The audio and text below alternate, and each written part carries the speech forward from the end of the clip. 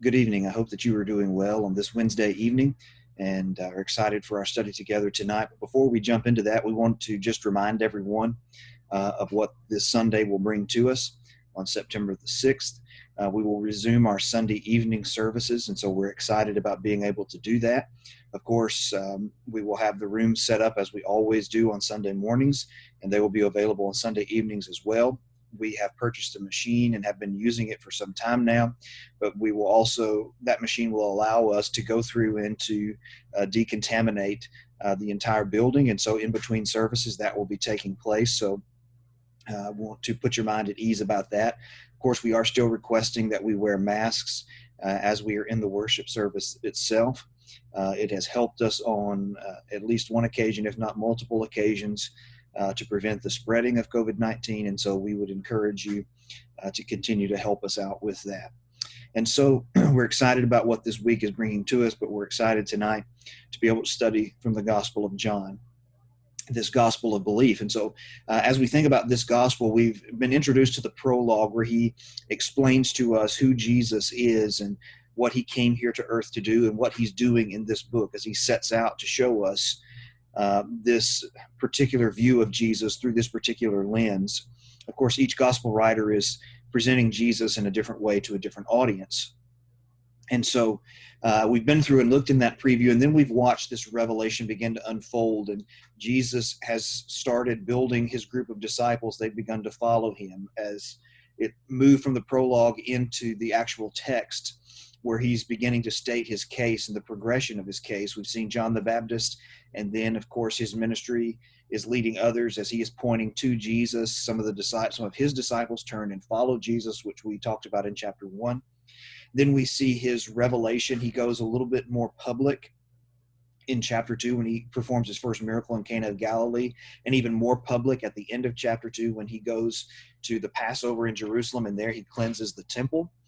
And then in chapter 3, we see Nicodemus coming to Jesus, one of the leaders of the Jewish people, most likely a member of the Sanhedrin Council. And they have a conversation together concerning, actually, Nicodemus has an idea about how he wants the conversation to go. Jesus quickly shifts it and changes it to something that Nicodemus needs to hear, and that is to humble himself and to realize that his accomplishments will not save him. He has to be born again from above. And so then we left off last week. We were talking about this discussion. The disciples of John, it seems, were having some major problems with the growing popularity of Jesus. And John encourages them and reminds them and says, this is what my ministry was about. And so I'm far from being jealous. I'm actually thrilled to see everyone going after Jesus, because it means that my ministry has been successful. Now, where we pick up tonight in John chapter 4 is one of the most memorable interactions that Jesus ever had. Remember, we talked about in the introduction that in John, you don't see as many incidents and interactions as you do in the synoptics, but you see longer, more detailed interactions. So we don't have as many, but the ones that we have greater detail. And some of the ones that we have, like Nicodemus and the Samaritan woman, we're not going to read about anywhere else in the synoptics. We're going to have to go to John to find them. So as we think about this is a long chapter because you have his discussion with the Samaritan woman in the first 45 verses. And then at the very end in 46 through 54, he performs the second sign of the book. And it's also in Cana of Galilee, the same place where he turned the water to wine at the wedding feast in John chapter 2, verses 1 through 11. So what we're going to do is break this chapter because it's a lot of material to cover in one sitting.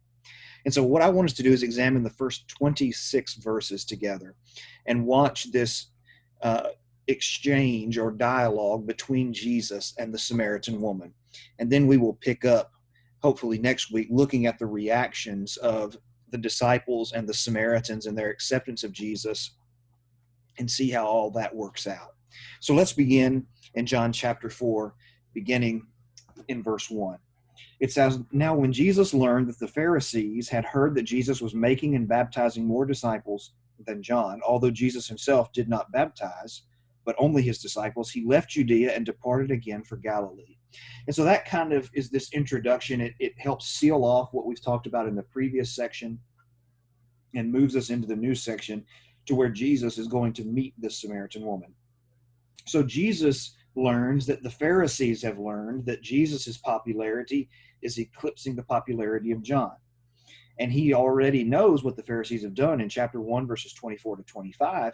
They've already sent and have been suspicious, if not prematurely antagonistic toward the ministry of John. So he knows what they're going to do to him.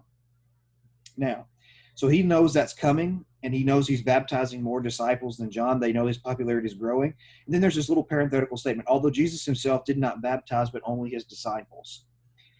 Now, some people use this statement to say that baptism doesn't really have an essential nature. Now, we've already discussed the essential nature of baptism. Jesus has made that clear in John chapter 3. But some people look at this and say, well, if it was so essential, then why didn't Jesus himself do it? Because the point is, it doesn't inherently matter the person who physically places you under the water. It is an act of God, is what we learn from Colossians chapter 2. It's a faith in the working of God.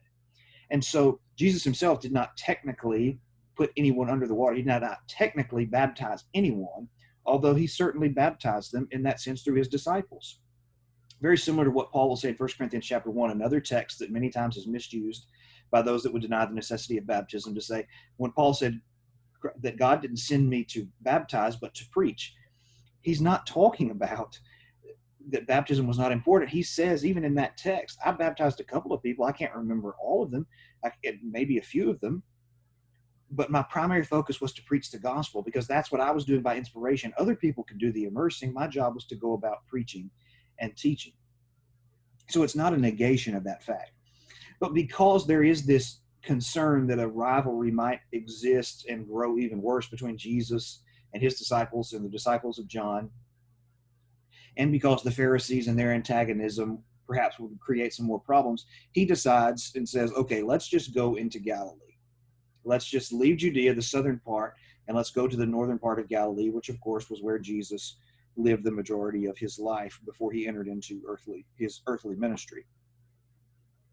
It says in verse 4, and he had to pass through Samaria, because going up to Galilee, Samaria is that middle region of Palestine. And so Judea being down here, he'd have to go up through Samaria to get to Galilee. Now, that was about a 3 days trip, 3 days journey. Some individuals would not pass through Samaria because the Samaritans were considered to be half-breeds. The Samaritans were, to understand their origins, we have to go back to the Old Testament, of course. You remember in 2 Kings chapter 17, the 10 northern tribes of Israel were taken into Assyrian captivity. And some of the individuals, a few of the Israelites were left in the land, and conquered peoples from other lands were brought into the 10 northern tribes, and they began to intermarry. And so there was this mixing of nationalities, but also they brought with them their religion. There was this mixing of religions, although it seems as if a certain form of Judaism came out of that. And these Samaritans, some people believe that they're mentioned in the book of Ezra. They had a desire to be with the children of Israel who returned from the captivity and to help them rebuild the temple, but they were rebuffed. And some people believe that's when they went and built a temple on Mount Gerizim for them to worship. And thus you had that permanent division between Jews and the individuals that would be known as Samaritans. Now, Samaria was actually a city that was built by King Omri in 1 Kings 16. It was the capital of the 10 northern tribes. Now, later it became known, obviously, as a region, because this entire region was known as Samaria. So these Samaritans, he has to go through Samaria, a 3 days journey. Now, there was an alternate route. It was longer. Some people chose to take it. That is, going to Jerusalem up to Galilee. Instead of going through Samaria, they would cross over the Jordan River, follow that Jordan River up, and then cross back over into the area of Galilee when they got near the coast of the Sea of Galilee. And obviously that's a longer route. There were prejudices that would make them take that route, that would motivate them to take that route, I should say. And so they had their motives. As far as whether that was the most common route is still debated amongst individuals who study those types of things. But anyway, Jesus chooses to take the route into Samaria. And of course, I believe he's doing that because he knows exactly what he's doing. He knows that he has an interaction, that he's going to interact with this woman at the well, and he knows that he wants to interact with the people in this city in Samaria and to teach the gospel to them. So, verse 5, it says, he came to a town of Samaria called Sychar, near the field that Jacob had given his son Joseph. Jacob's well was there, so Jesus, wearied as he was from his journey, was sitting beside the well. It was about the 6th hour. So he comes down to Sychar, near the field that Jacob had given his son Joseph. Now, Jacob purchased this. This is the patriarch Jacob. He had purchased it in Genesis 33, verse 19. He handed it over to Joseph as an inheritance in Genesis 48. And this would later be the place where part of Joseph's descendants would settle in the promised land and where Joseph's bones would be buried in Joshua chapter 24. And so it's roughly debate between anywhere from a half a mile to 2.5 miles from the city of Shechem. And so Jesus comes there, and Jacob's well is there, which was it's currently, I believe at some of the last observations, it's currently about 100 feet deep. Obviously, probably would have been a little bit deeper than that at the time of Jesus. Things have probably built up through the years, but at least 100 feet deep, so a very deep well. Now, this is the word that's used here to describe the well is a word that describes it being a natural spring. Water just naturally came from this location. But there's a word used later concerning the well in verse 11 that seemed to indicate that this was also a cistern.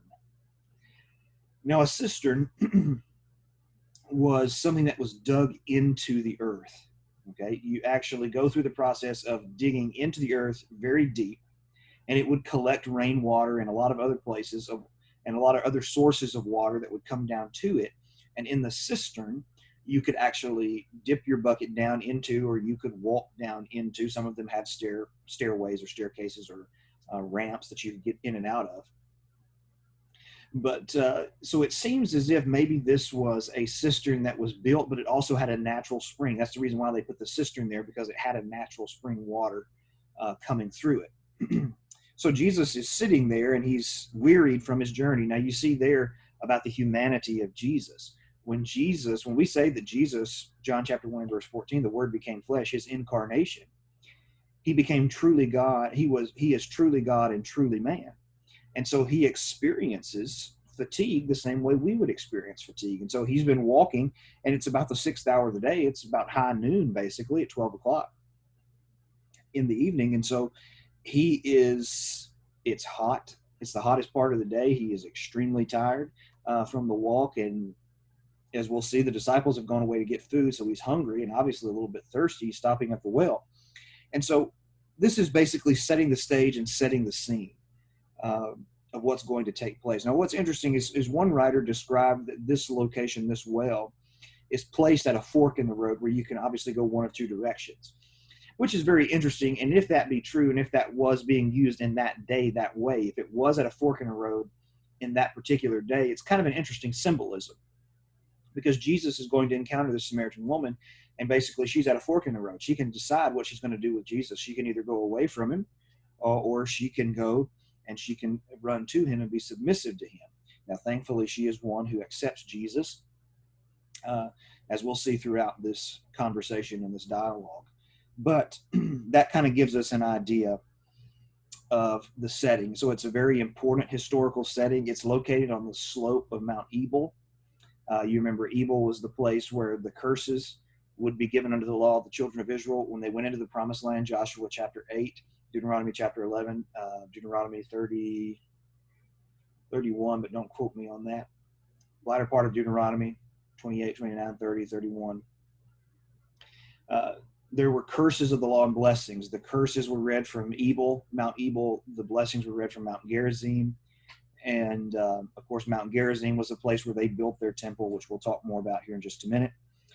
So it's a place that's packed with historical significance for Jews, okay, and Samaritans. Samaritans just being a certain, I don't know exactly how to describe it, a certain sect, but different than a sect of Jews. They certainly have ties to the Jews. So with that setting, now we meet the Samaritan woman. That's all we know her as. Verse 7, a woman from Samaria came to draw water. Jesus said to her, "Give me a drink," for his disciples had gone away into the city to buy food. So this woman in Samaria comes to draw water. Now it's interesting because we already said it's noon. Uh, Watering you usually went to draw water, and when you look at Rebecca, Genesis 24 and verse 11, they would usually come in the evening when it wasn't so hot. It doesn't make sense to come during the middle of the day to draw the water, the hottest part of the day. They would usually come in the evening and draw it, and they would prepare them for the full day, the next full day, I should say. And so she comes to draw water, which tells us, alerts us to the fact that this woman may not be the most popular woman. And what we're going to learn about her later is she has a checkered past, to say the least, her relationships with men.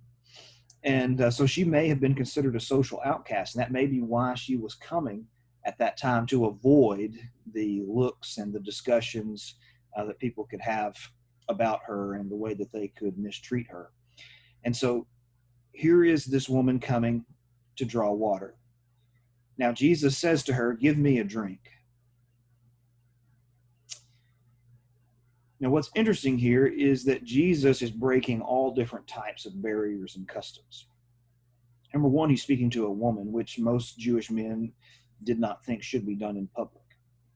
Number two, he's speaking to a woman who is immoral. We see that in Luke chapter 7, that Jews just recoiled at the idea of interacting with a woman with an immoral past. But furthermore, she's also a Samaritan. And so she's a woman, she is an immoral woman, and she's an immoral Samaritan woman. And so Jesus speaks to her, and she is taken back by it, obviously. Now, the parenthetical statement in verse 8 says, "For his disciples had gone away into the city to buy food." Okay, so they're hungry. Now, as a side note, this kind of shows that the disciples seem to be changing a little bit, because they would have gone into another city, another Samaritan city, to get food. And so it seems as if Jesus has been able to scale back their prejudices, even though they will still exist, and even though we'll see them exhibited from James and John in Luke chapter 9, verses 51 to 53, in a very real way. It seems as if he has been able to scale back some of their prejudices, because they are willing to buy food from that particular place and to eat it, which some people would not, as we'll see in just a moment. Then it says, the Samaritan woman said to him, "How is it that you, a Jew, ask for a drink from me, a woman of Samaria?" You see, she's stunned by it. Why are you asking me for something to drink? And then there's this parenthetical statement, "For the Jews have no dealings with the Samaritans." Now, the most literal understanding of this phrase, "have no dealings with the Samaritans," is that to use the same utensils, because if she draws this water for him, as we're going to see in just a moment, she says that he doesn't have a bucket to draw the water, so he likely doesn't have a drinking utensil either. And so if she draws him the water, he's going to have to drink from her utensil, which would have been considered unclean to Jews because it was owned and used by Samaritans. So you have no dealings with the Samaritans. You do not use the same utensils as we do. Now, obviously, there are some records of Jews that would eat with Samaritans. Some people view this simply in the strict sense of the way the words are translated, of they would not share utensils, they would not eat together. Others see this as more of a general statement. We just don't have any dealings with one another. We have a difficult past with one another, and so we just prefer, we're not around one another. And it's more than just a difficult past. It's religiously motivated as well. And so it depends on which way you want to take it. I tend to lean more toward the utensils, because that's the literal understanding. I think that's the best route here. Verse 10, Jesus answered, "If you knew the gift of God and who it is that's saying to you, 'Give me a drink,' you would have asked him, and he would have given you living water." Jesus said, "You're stunned. I'm talking to you. If you knew who I was, you wouldn't have waited for me to talk to you. You would have asked me first for living water." Now, this whole discussion is going to center around water for the next few verses. So let's talk about water for a minute. In the Bible, water has a number of different usage and a number of different connotations. First of all, he describes it here as living water. Now, there is the physical sense of this living water, not this stagnant water, but fresh water. But there's also the sense of water being associated with life. The creation, when God created the earth, it was a ball of water. It was covered in water. Then he separated the waters, put the waters on the earth and the waters in the firmament. And then from the waters on the earth, the ground comes forth and then the vegetation. And so water is connected to the idea of life. Water is also connected to the idea of the Garden of Eden. There was abundant water in Eden. And you see that also in Ezekiel's prophecy, in Ezekiel 40 through 48, an abundance of water flowing out of the temple, or in Zechariah 14, an abundance of water flowing out of the temple area again. But there was also the connection to the Messiah. Numbers 24 and verse 7, 1 Corinthians 10 and verse 4, there's this connection between their understanding of water and Messiah. Now, we've already seen water. We've seen it in chapter 3 multiple times. We're going to see it again in John chapter 7. And so there's a lot of discussion about water in Scripture and its connotations and its connections to certain things. Now, obviously, water is a very valuable commodity in this particular culture. They live in a very arid region where water is not in abundance. And so wells are essential, and water is a very precious commodity. And so Jesus, using that and that understanding and the basis of understanding in the Old Testament, and is moving forward in this discussion. So the woman said to him, "Sir, you have nothing to draw water with, and the well is deep. Where do you get that living water?" Okay, you say you've got this living water. She's still understanding him literally. The well is too deep. You don't have a bucket. How are you going to get it? So even if I wanted it, you said I would ask you for it, but even if I wanted it, you couldn't get it for me. Again, taking it literal. Verse 12. Then she asked this question, "Are you greater than our father Jacob, the one who gave them this well?" Well, the answer is yes, he is greater than Jacob. That's chapter 1, verse 51, when Jacob's vision is seen and Jesus says, "I'm the answer to that vision. I'm the fulfillment of that vision." But she seems to imply that, I don't really know who you are, but I know you're not greater than Jacob. So how are you going to give me living water? He gave us this, and it has blessed us throughout millennia.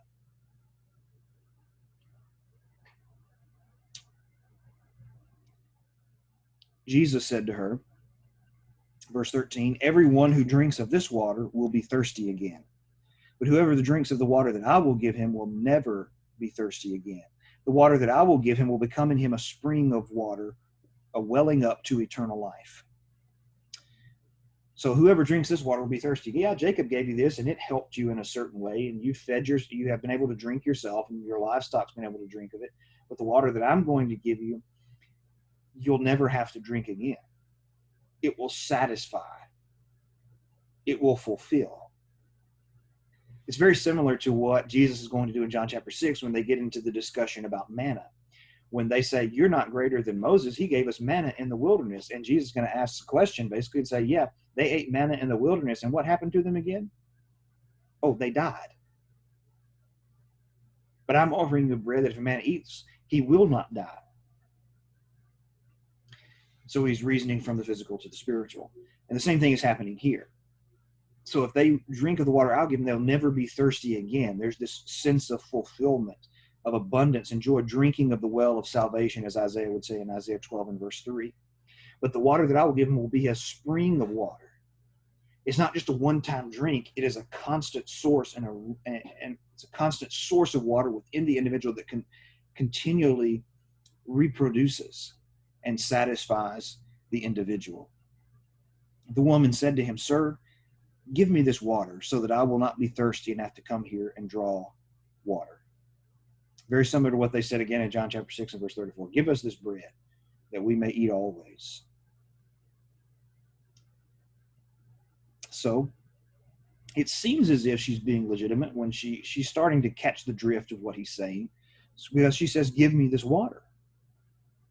Now, notice what Jesus does. He takes a very harsh right turn. Harsh, not in the sense of the way he treats her, but it's very unexpected. We're traveling down the road, and then all of a sudden, we're going to the right here.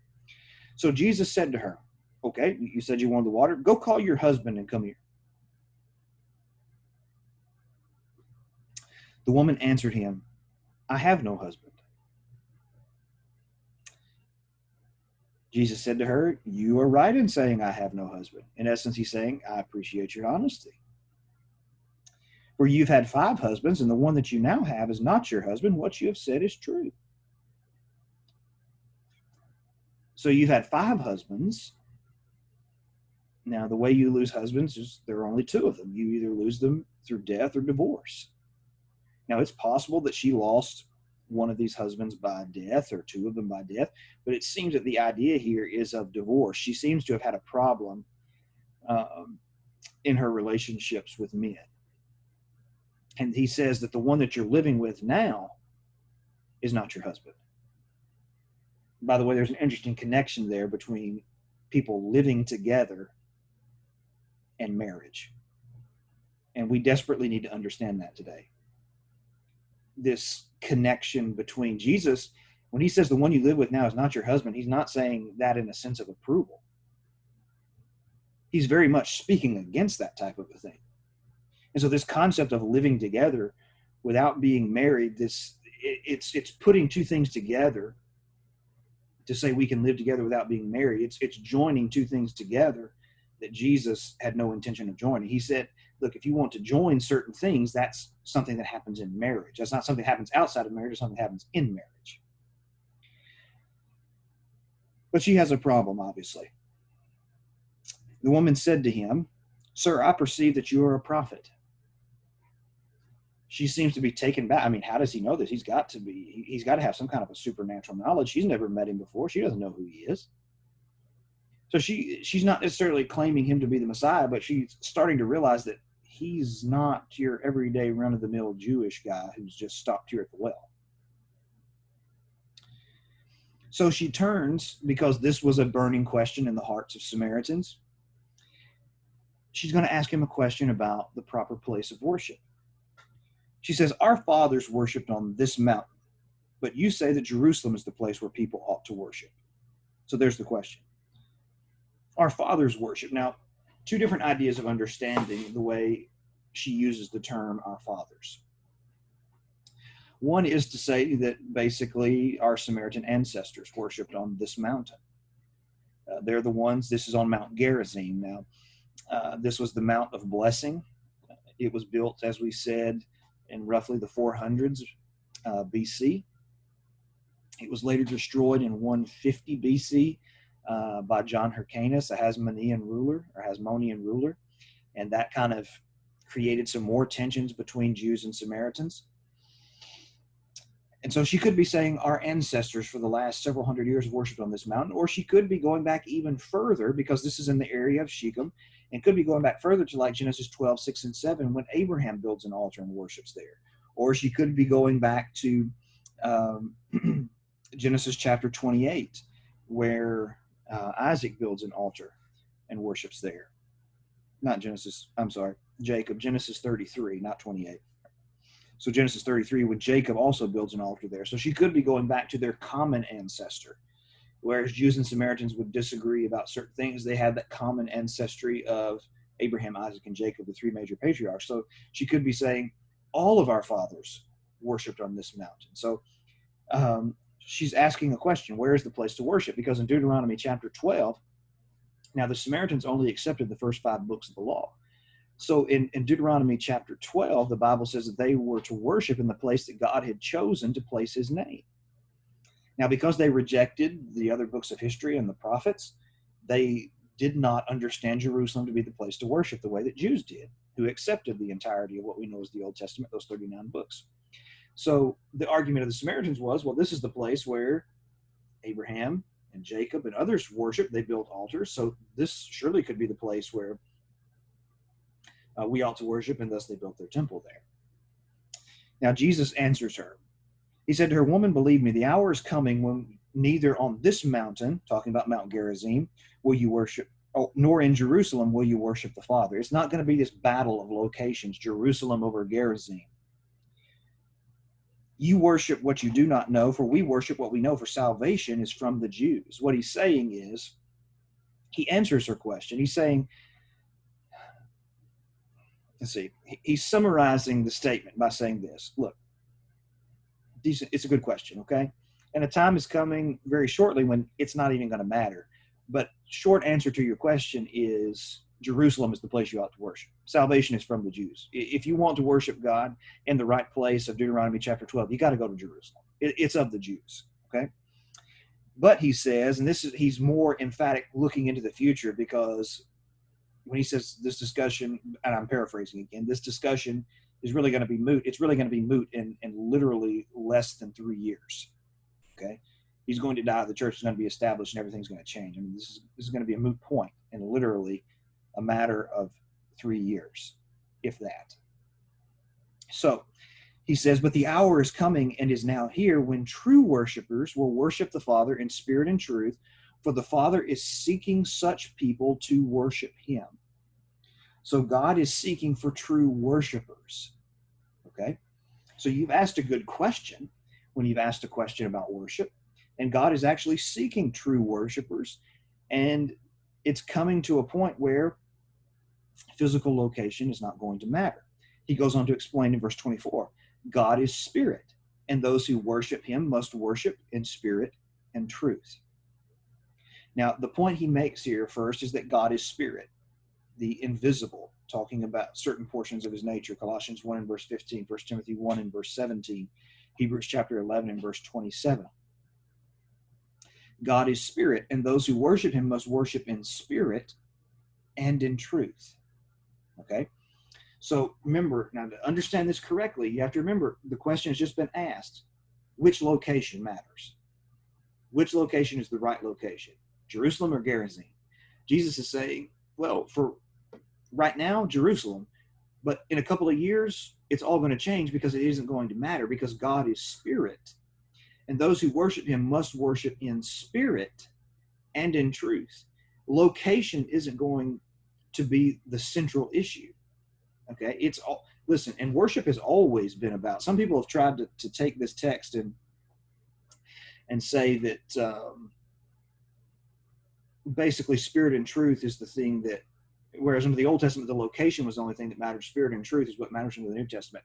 I'm wildly uncomfortable with that type of an idea, because I believe worshiping God in the right spirit and according to the standard that he has set forth has always been something God has expected.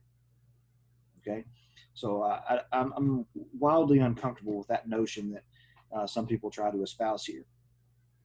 But what he's saying is, God is spirit. You can't confine him to a building. Even in the Old Testament, when you have the temple, when the temple was dedicated in Solomon, 1 Kings chapter 8, Solomon said in his prayer, I know the heaven of the heavens cannot contain you, much less this house that I built for you. So when he says God is spirit, you can't confine him to that location. And those who worship him must worship him in spirit. The disposition, the soul and spirit of the individual, as they come to him, it must be one of humility as they connect to their God. And in truth, that is the truth of who God is, the truth of who we are, the truth of what he expects of us as we worship him. That's what he's saying. So he's taking her question about worship and he's expanding it, saying it's this way, but it's changing. Location isn't going to matter anymore. What's going to matter is the thing that's really always mattered, because you see, location was vitally important under the Mosaic law, but it wasn't an important thing under the patriarchy in the book of Genesis. You see Abraham sacrificing all over the place. And so what he's saying is, it's going to be back to this. This is the only thing that will matter. So in verse 25, the woman said to him, I know that the Messiah is coming, who is called Christ. That's a parenthetical statement by John. When he comes, he will teach us all things. Now, the Jews, as we've discussed before, and as we'll see as things unfold, even in John chapter 6, they had the idea that the Messiah was going to be this military leader. It seems as if the Samaritans had the idea that, based on Deuteronomy 18, the Moses prophecy that God was going to raise up a prophet like unto him, the same prophet that the leaders from the temple asked John if he was the prophet. You remember in John chapter 1. The Samaritans seem to have had the idea that the Messiah was not so much a political figure as a preacher or teacher figure. And so she's saying, I know that he will tell us all things. He'll settle the issue. And Jesus says, I just did. Verse 26, Jesus said to her, I who speak to you am he. Indeed, when Messiah comes, he will settle the issue. And I just settled it because I'm him. Now, I want you to think about this as we try and draw this down to a close. Because this really, to me, is kind of the key of the text. As you watch what John is doing in the full scope of this section of John, I want you to contrast this Samaritan woman with Nicodemus. Now, Nicodemus comes to Jesus by night. The Samaritan woman happens to meet Jesus, in her mind anyway. Jesus knew what he was doing when he went there. You have a Jew and a Samaritan. You have a male, you have a female. You have an upstanding righteous man, you have an immoral woman. They could not be more different if they had tried. But yet, to the one you think that Jesus would reveal his identity as the Messiah, Nicodemus, the religious leader, the righteous one, he doesn't. But to the sinful Samaritan, immoral woman, that's the one to whom he reveals his true identity. I'm the Messiah. You don't see him doing that very often. And so the privilege that becomes, that falls upon this woman, that Jesus identifies himself to her, is one that's not experienced by a lot of people. And so the fact that Jesus is revealing his true identity to a sinful Samaritan woman is indeed profound, and it tells you something about who Jesus is. But furthermore, it also will fit into the mission and will fit into what is going to happen in the upcoming verses, hopefully, that we will look at next week. And so as we put ourselves in the shoes of the Samaritan woman, as we go back to this well, possibly located at a fork in the road, she now has a choice. Her Messiah has come to her, is looking at her in her eyes, has had a conversation with her, and is now, she is making a decision about what to do with Jesus. I would submit that we all have that decision to make. As we encounter Jesus, we're at that fork in the road. We're either going to take the road that will reject him or the road that will embrace him. The question is, which one are you going to take? Because he has revealed himself to be the Messiah. So which road are you going to take after this conversation with Jesus?